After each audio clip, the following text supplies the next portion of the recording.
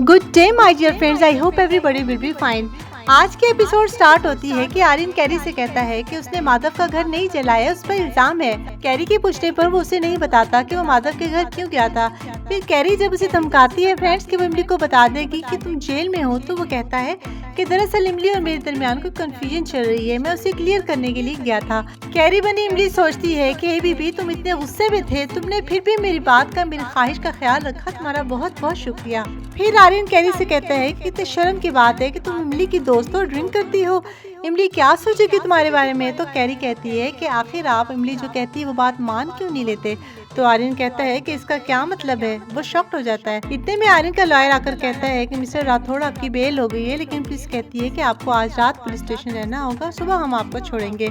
आर्यन तो मान जाता है फ्रेंड्स, लेकिन कैरी बनी इमली आ जाती है जोश में और ठान लेती है कि आर्यन को हर कीमत पर जेल से निकलवा कर रहेगी। फिर हम देखेंगे कि हैरी ज्योति से घबराकर भागने लगता है, लेकिन ज्योति एकदम से उसके सामने आकर खड़ी हो जाती है गुस्से से और कहती है कि तुम उसके चुंगल से इतनी आसानी से आजाद नहीं हो सकते। हैरिंदर कहता है उसको चिढ़ा कर, तो तुम जो पाना चाहती हो यानी आर्यन, वो तो बहुत दूर जा चुका है। तुमने मुझे माधव के घर को आग लगाने का कहा था, मैंने लगाई और साथ ही आर्यन पर भी आग लगाने का इल्जाम लगवाकर उसे जेल भिजवा दिया है। अब क्या होगा ज्योति जी। तो ज्योति आपे से बाहर हो जाती है फ्रेंड्स।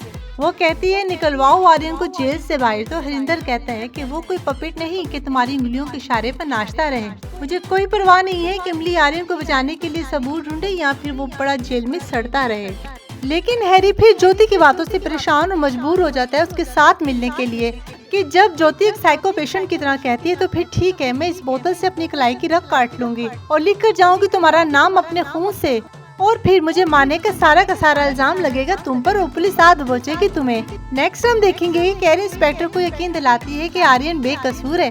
इंस्पेक्टर कहता है कि उसके बारे में एक गवाह मौजूद है जिसने कॉल की थी पुलिस स्टेशन। तो इमली भी पुलिस स्टेशन कॉल करके उसी वक्त कंप्लेन करती है उसी इंस्पेक्टर की कि इंस्पेक्टर आनंद सिंह के खिलाफ एक कंप्लेन है, वो एक चोर है, उन्होंने चोरी की है। वो इंस्पेक्टर को कहती है कि किसी ने फेक कॉल की थी आर्यन को फंसाने के लिए। फिर वो इंस्पेक्टर को आर्यन की कॉन्फ्रेंस कॉल दिखाती है, ये साबित करती है फ्रेंड्स कि 4:05 से लेकर 4:30 बजे तक वो स्टॉक ब्रोकर के साथ मीटिंग में था। वो तो ऐसा कर ही नहीं सकता।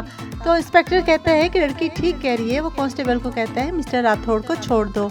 आर्यन को ये सब कुछ देखकर यकीन नहीं आता कि कैरी ने किस तरह इम्प्रेसिव वे से उसे जेल से निकलवाया है। कैरी को यही मजाक सोचता है। वो अपने हस्बैंड की वफादारी को जांचने के लिए कहती है कि वो उसका हाफ हस्बैंड है। वो हैरान होकर कहता है व्हाट डज इट मीन। तो वो कहती है जैसे साली आधी घरवाली होती है, इसी तरह तुम इमली को शोहर हो तो तुम मेरे आधे घर वाले हुए। तो आर्यन कहता है what the hell is this. फिर कैरी सोचती है कि उसे अब आर्यन को सच बता देना चाहिए।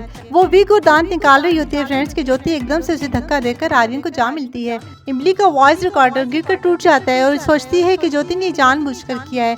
एक दफा फिर वो फेल हो गई है और ज्योति जीत गई है।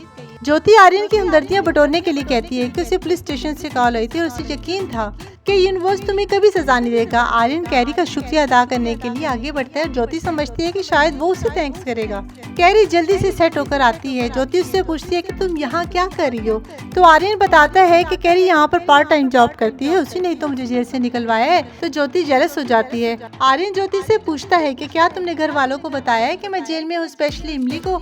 तो ज्योति कहती है इमली तो पहले अपने दोस्त माधव के पास ही जाएगी, तुम्हारे पास तो नहीं आएगी, जैसे मैं आई हूँ अपने दोस्त की खैर खबर लेने के लिए।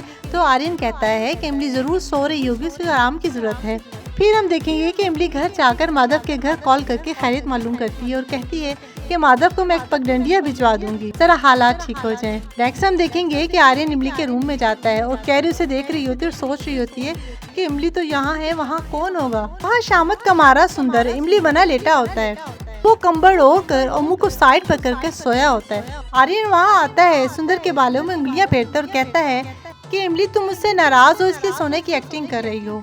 सुंदर यहाँ पर ये बातें सुनकर नर्वस हो जाता है। आर्यन इमली बनी सुंदर से कहता है कि वो सारा दिन बाहर था तो मैं कॉल भी ना कर सका कि इतने में फ्रेंड्स इमली अपने कमरे में दाखिल हो जाती है।